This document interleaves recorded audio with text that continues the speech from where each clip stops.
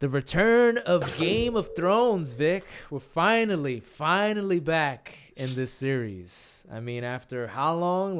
Probably like a year that they took to make this season. More than a year. This one's a little shy of more than a year. Yeah. Yeah. Finally back with the first episode of the season entitled Dragonstone. Overall, this was another good, solid intro episode. I actually like how they started the episode with Arya killing off the House Frey with all the men with the wine. It was funny when I was first watching that. I was like, "Is this a flashback? Like, are we flashing back to like before he?"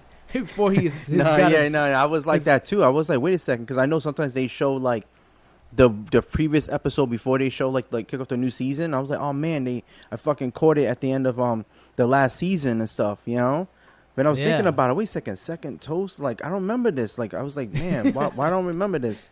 Then you got the switch up, and I was like, When did you realize? Because with me, it was when he started getting up and he started saying the first sentence. I forgot what he said verbatim, but he was just like, "But you forgot to kill one of the Starks." I was like, "Oh, this girl." I realized that when he was talking about like the second, you know what I'm saying, the toasting and stuff and whatnot. This is a guy that's out of character for him.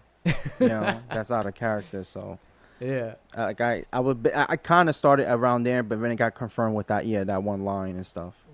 And then when everybody was dying, that was crazy, and it was so funny because I was just like, finally, this is a great way to kind of start this character who's kind of been building up to this point to be this kind of badass assassin with no name or whatever you want to call her.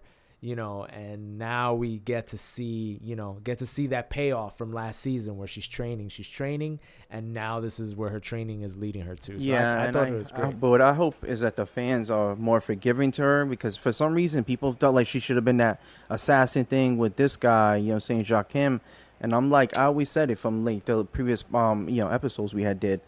I said that that's not her role. She's royalty. She should fit that royal role and stuff, and she's an Avenger now. You know what I'm saying? Mm-hmm. Come on, you want her to fucking start killing off nameless people and stuff, and she has no beef or quarrel with, or you rather see her fucking start checking off those lists?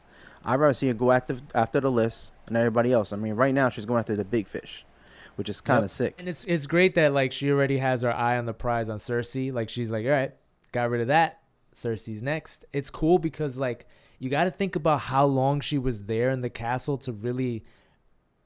Kind of infiltrate, get his mannerisms, be there, study him. So it's like she really is putting in the work. Obviously, you can't show all of that in the show, but, I just like the fact that the idea, the promise of like, she's not just going to go to Cersei and right away try to kill her. Or maybe she will, I don't know. But I think she's going to kind of play it where it's like, look, I'm an assassin now.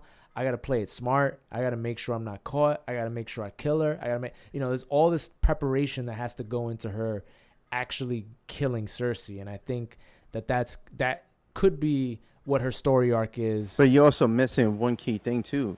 The rest of the people on her list is in King's Landing. The mountain's there. You know what I'm saying? So for like her going there, you're not just going to get to Cersei. First of all, you got to get to the mountain before you get to Cersei. So he's on her list. Now, how do you accomplish a task like that? That's hard. Yeah. I mean, I don't know exactly what's going to go, but it's going to be interesting though. But then the other thing too is now she's coming to the war zone, because the war is coming to her. And I seen coming attractions to like previous future episodes, and it looks like that army lands somewhere, and it looks like it is King's Landing. So she's gonna be mixed up in all that. So it's gonna be interesting if she can pull that off. Because the prophecy is not her getting it done. No, the prophecy is one of her brothers is supposed to kill her, and people believe that it's Tyrion, but. Well, I think it'd be Jaime. Yeah, I think it's gonna be Jaime. I mean, you really kind of see the riff right now. I mean, especially last episode. Yeah. I mean, you never know. I mean, it is Game of Thrones, and the writer of the series, he might see one way, and then the writer of the actual book series might see it another way. So you might get two different alternate endings, which would be cool, because like some people might want Tyrion to get it done, some people might want Jaime to get it done. If I was like the writers of the series and writer of the book, I say, okay, well, who do you want to like where is your direction going with this? Because we're gonna go the opposite way. Because mind you, now they have to start going the opposite way because those books are not done. He has two more, And right now the show needs to be a little different. I feel like it needs to be its own kind of thing with and I know a lot of people don't like that. Like, a lot of people read the books, but it's been going in that direction, and it kind of needed to. If you're going to do the series, you cannot follow the books because they're just too far behind. Yeah, and it could be, like you said, either one. Either one has a reason to kill her in a way. Like Jamie, I like how they kind of hinted at that. Like, she's like, are you afraid of me? He's like, should I be? Kind of like, I don't know. You're looking kind of evil right now. Like, evil, too evil, too crazy. I've seen those, because it's like people forget, or maybe they don't forget. It's like, he was there. He saw how the Mad King's look in his eyes, how he didn't care about the people. And he's just like, look, he had to kill him. He had to kill the king. And it might be come to that decision where it's like Cersei's going to have that same look in her eyes where she's just like, fuck it, I'm going to kill everybody. I don't care. And, he might have to make that decision once again. Or maybe, like you said, maybe they might throw a curveball and he may not make the decision, and it might be Tyrion that makes that decision for him. Or the curveball is that she actually does check that name off her list. I mean, they could go down that route. There is possibilities. True. The other possibility is straight up she could get fucking scorned by fire. You know what I'm saying? I mean, this chick is coming for her. I mean, there's so many people she has off her list. They really could go any direction, and I don't think that, people would mind whichever direction they would go. I mean, this is the thing about Game of Thrones is you see something coming doesn't mean necessarily it's going to happen.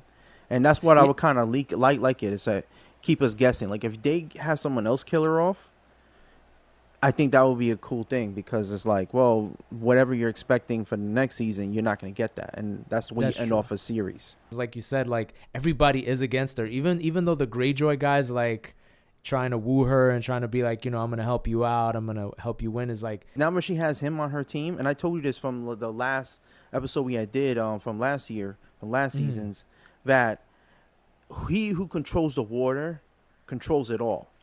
And right now, they're going up against an undisciplined naval, army and stuff. They're not going to be able to, like, I feel like a lot of casualties going to happen with the Greyjoys getting it done. He's determined. He has the bigger armada. And like I said, the Unsullied, they're not experienced sailors. And the Dothraki, they fucking have a fear of water. Yeah. Hate, fear, the whole nine. So... I'm telling you, I see that her army being dwindled down a lot by the time she gets over there. I mean, her best bet is that the Martells and the Dornish army fucking takes out the Greyjoy army. Otherwise, they're fucked, And on top of that, you still got the White Walkers. So it's like we don't even know what time and what they're gonna play as far as like the casualties that they can make to dwindle those armies before even Cersei gets there. Well, like the White Walkers up in north, and right now they're heading towards where St. Jon Snow is and stuff. So they're not going to play a factor in this particular war. It's the future war. So? No, I mean overall. That's what I mean. I mean overall, like even if right now I'm thinking about this pending war, the war for the Seven Kingdoms and stuff, and right now that's up in the air. And Cersei and Jamie, they have a chance. And mind now, Jamie's running the army. If he runs it well and stuff, mind you, it's gonna be interesting. I mean, I told you, if she had me as her fucking aide in her ear, I'll tell her exactly what to do. And I'm telling you, that chick will be done. You know what I'm saying? She'd be done. The other thing I remember from the episode was this: Sansa looks like she's getting a little bit more attitude, or a little bit more... Yeah, she's getting a little too big for her britches. That chick there needs to be knocked down a peg or two, because right now she's getting bad counseling from a fucking Littlefinger, and that's not the way you go. You know what I'm saying? The biggest thing is like disagreeing in front of people. Like, I'm like, come on, man. Like, you've already been in so many different types of places. Is like, if you're trying to build the idea of strength, you don't quarrel with the guy who they proclaimed as king in front of the people who proclaim him as king. Well, it's not just that. It's also an unsteady alliance from the beginning. He's aligning the North with wildlings, which is a big no-no. So a lot of people, remember the previous episode, they didn't want to go ahead and fight alongside the wildlings. You still have that, and this is pretty much the same, almost the same meeting. Maybe like, Game of Thrones timeline could be a week later or something like that. Who knows? Or a few days later. But it's still very fresh. So for her to do that, she's an idiot. And I always said that. I never liked her character. I thought she was like a fucking very ditzy and stupid. I mean, now she's starting to develop. I wouldn't say a brain because she, like I said, a lot of her decisions are not smart. I mean, she hasn't contributed one smart decision the entire series. You know, all she's getting now is just mouthy. You know, I mean, she's kind of like Xerxes. She's you know, she's like Xerxes not as smart as what she thinks she is. She's not. Because if she was smart also, she would have went ahead and really secured that fucking, you know, saying the Greyjoy army instead of just leaving that uncertainty out there. You know? And that's the same thing with Sansa. She's not that intelligent. You know? And that's why Littlefinger, I think that's one of the reasons why he likes her so much. Well, what's crazy is that she even mentioned Cersei, and she was like, you know, she was saying like she's sort of in a way. I mean, again, it's not verbatim, but she was like, you know, I kind of learned a couple things from her. So I find it interesting that she's like using Cersei as like a. Yeah, I mean, this is like fucking taking advice from a fucking moron. Because at the end of the day, think about most of Cersei's plans. They've always backfired. Like she's never really had like a full out, you know, thought out plan that's ever really, you know, come to fruition. Like. And actually, you know, end up to success. I mean, recently, I guess the most recent thing is that her taking the throne. Yeah, that was your best move. Aside from that, you didn't really think further and stuff because there could be consequences with that too.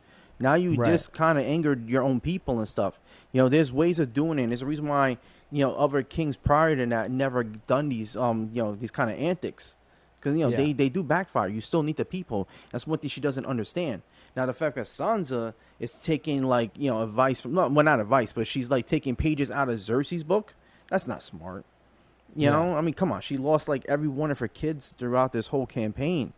Come on. That's not the person you fucking admire as a role model. You know? Yeah, let me follow the blueprint that is Cersei. Cersei's gonna die, chick. So are you. You keep fucking around. I wish that Sansa could be more like that little girl. I forget her name. The one that's like when the guy was like, "You want me to put a spear on my granddaughter's hand?" And she's like, "We gotta train everybody." She's like, "I'm not gonna sit here and wait for you to fight for me. I'm gonna fight for myself." Yeah, I forgot her name. She was named after Sansa's aunt. Yeah, she was named after her. I forgot. There's so many fucking names in this series. It's unreal, man. I think it's Liliana. No, yeah. Lyanna Stark. Yeah. Lyanna Mormont. Yeah, Lyanna. Mormont, so it's like, I'm like, this little girl got spunk. Yeah, looks. Like, I told you, man. I felt like she should be the one sharing the throne with Jon. You know, that makes the most sense. And I know people are probably saying, who she got. She's young and whatever. Mind you, the times and stuff. These are the type of fucking alliances you do with because of the times. That's who she should be looking up to, this little girl. Even though she's younger, she should be like, no, I gotta be like this. Like, this girl's smart. She, you know, she's strong, but she's not just speaking just to speak. You know, I feel like, unfortunately, Sansa's now going a little bit back to the way she was in the beginning of the series, where she was just like complaining and just like talking when she shouldn't be talking.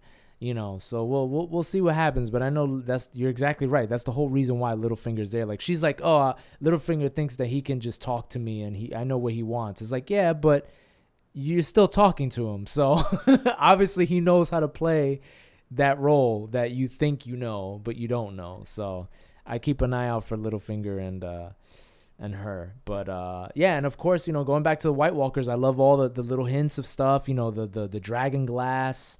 You know, they finally know where Sam finally found out where they're hiding it at, where all that dragon glass is located after that shit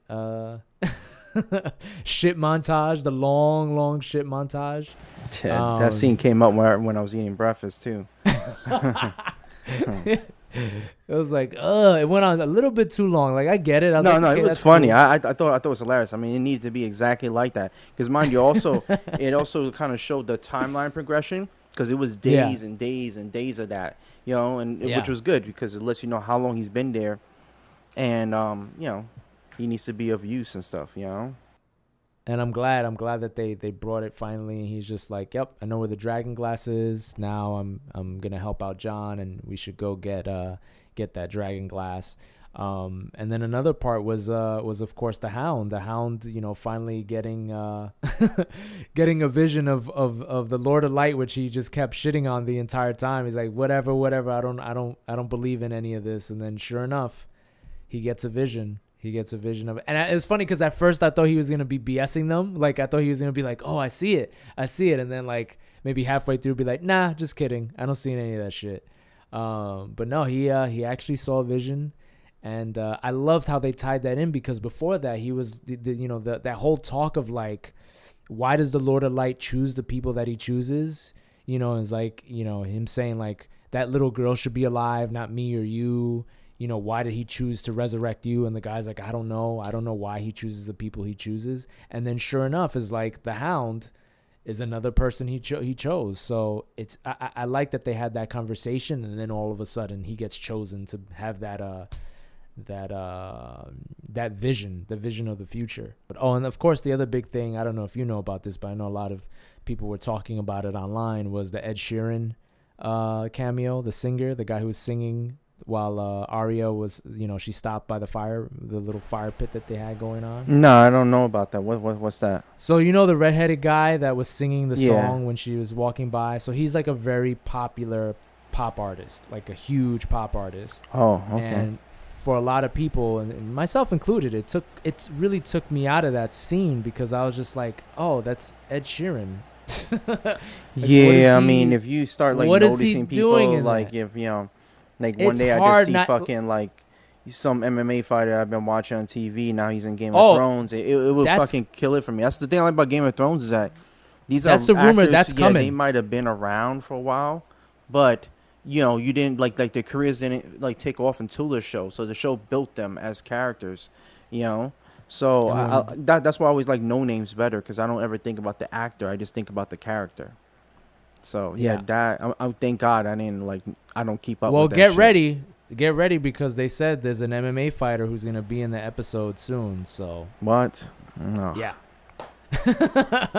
So get ready to have your mind taken out of the world. Oh, and I already know which one, because he was with him, training with him one day. Connor, right? I don't know. They didn't say. Because he was training with a mountain and stuff one day and stuff. I seen them like footage of them training together. Could be Connor. I don't know, but get ready. The show that I love and the fucking one guy I fucking hate and shit. You know what I'm saying? That's not a good combination. No. Get ready. It's gonna happen. You're gonna have that moment that everybody had. Well, hopefully in Game of Thrones the dude fucking gets fucking naped quick and stuff, because I don't want him around. He might just be like Ed Sheeran. Like, Ed Sheeran's character's not coming back. He's just like, he was just that one. He was just there. Like, he was there for that one scene, and you probably won't see him again. And I feel like that's probably going to be the same thing for that character. You probably won't see him again, but we'll see. Overall, I really liked this episode. What about you? Overall, what did you think about the episode? Yeah, I mean, it's a great episode and stuff. It's definitely a great way to kick off the rest of the season. So that's going to do it for this episode of ours on of Game of Thrones. And why don't you tell us in the comments what moments did you like in the episode, or what did you think about the Ed Sheeran cameo, and what MMA fighter do you think is going to show up, so that way Vic can already plan his hatred for whoever this MMA character is going to be. But as always, like, share, subscribe, follow us on Twitter. And as always, we'll see you next time.